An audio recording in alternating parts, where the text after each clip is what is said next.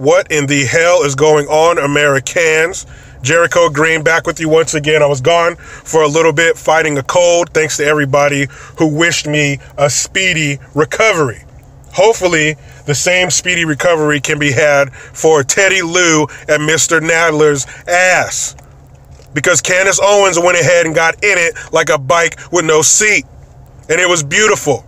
It was great to see a young black person go in front of these assholes and tell them to their face that they are full of shit and we're not taking it anymore. It had to be a young black person because we are the ones who are supposed to be most under their mind control. Young black folks are the ones out there talking about, oh, America is so racist and nothing has changed and blah, blah, blah. I wonder if you could go back in time and tell those people who had German shepherds chewing on their forearms and sprayed with hoses and being hung, and, you know, those pesky little fire bombs thrown inside their churches and bullets through their homes. I wonder if you'd have went back and told them, hey guys, I just want to let you know, 50, 60 years in the future, in 2019, all the black folks you're trying to help and the Americans you're trying to help, they're not going to give a shit. They're just going to think that they're in the same position that you are right now. Yes, you right there being chased by the Klan, this is all for naught. They're not going to appreciate it. They're not going to give a shit. I wonder how they would feel. But Candace Owens sat there and articulated her points perfectly. Most notably, Mr. Lou, he played his little bullshit clip on his phone. He said, I don't even know Candace Owens, so I'm not going to try to characterize her. And then immediately tried to characterize her as a fucking Hitler supporter. So he played this clip where she says, you know, if Hitler would have kept his efforts within the borders of Germany and pursued nationalism, it wouldn't have been that bad. Because nationalism is not a bad thing. Nationalism is having pride in your nation, in your people. There's nothing wrong with that. But where he went wrong was with, you know, invading the rest of Europe and that whole pesky little genocide thing he started. That's where he went wrong. He was a fucking psycho maniac. Of course she's not condoning his actions. But what she was trying to do is let people know that nationalism should not be equated with fucking Nazis. It's not the same thing. She went on to say that she works for PragerU, which is ran by an Orthodox Jew. You think during the interview process he was like, yeah, Candace, I see you went to school here and you got all this experience, TP, you know, USA and all that shit, but do you hate Jews? She's like, well, of course I hate Jews. Girl, get your ass in here. You part of the family. Man, please. You sounded like a fucking asshole. I just wanted to slap his smug fucking face. He sat there with his little cell phone like, I got the smoking gun. I got her. And she said, he thinks that black people are too stupid to do their research and look at the rest of what she said and get it in its proper context. Context matters. And she was stopped by Nadler. He said, the witness will be suspended right now. You cannot make disparaging remarks about the council members. And she was like, what? He's like, you can't call him stupid. She's like, I didn't call him stupid. You're not listening.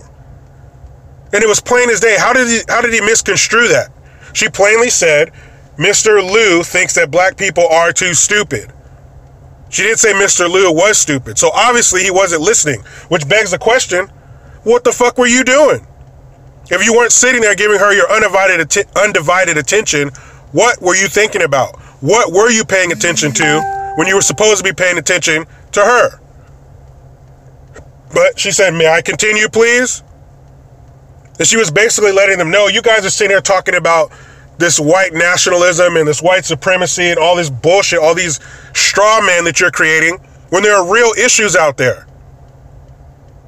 The out of wedlock birth rate for black families, the amount of black children being aborted, how in some cities like New York, black children have more of a chance to be aborted than born. But you're sitting here trying to take what she said out of context, like they do to the president, and paint her as some fucking racist. When there are much more pressing issues out here, but you guys are steady pushing your false victimhood, America's racist narrative. And she said, I'm a victim of a hate crime, a real one. You don't see me up here crying like a little bitch, saying I need all these government programs and feel bad for me, woe is me. I need all this help and these handouts because I just can't get through my life since my hate crime incident. Then they're expanding the definition of a hate crime to make it look like there are more hate crimes.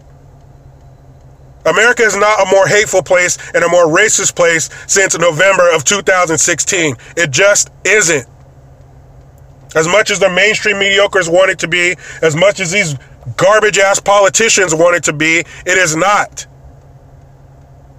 And I'm glad she went up there and told them to their face. Not just through a fucking tweet, not through a fucking email, but 3 feet from you, in your face, you guys are full of shit, and we're not believing you. And that shit was absolutely beautiful. And I wish she would have stood up and said, Ted Lieu, man, fuck you. Flipped her table over and walked out. But she's too classy for that. But she handled it perfectly. She absolutely handled it perfectly. She came there with facts. She came there with real information, not this skewed, made-up bullshit that they tried out every 4 years. Here's your handouts. Here's your talking points. Here's our slang. Here's our hot sauce in our purse. Ain't nothing wrong with that. You know, every 4 years they tried out their plan, their show, and we fall for it every time.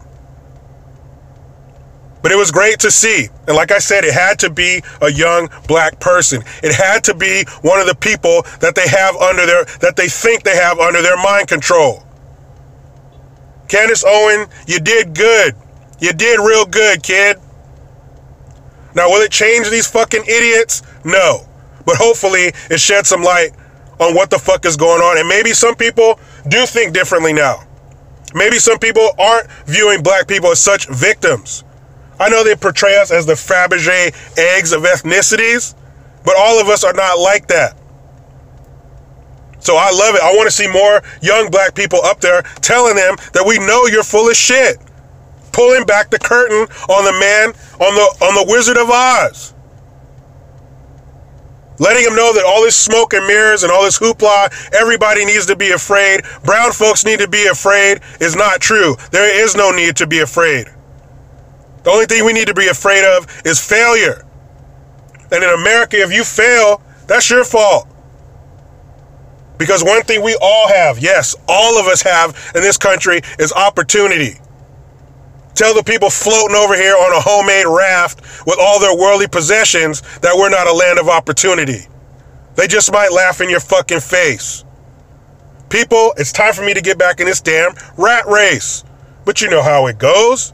I try to be done with the left, but they just won't let me. Please subscribe, hit that notification bell, follow your boy on the Twitters @Green_Jericho. I am Jericho Green.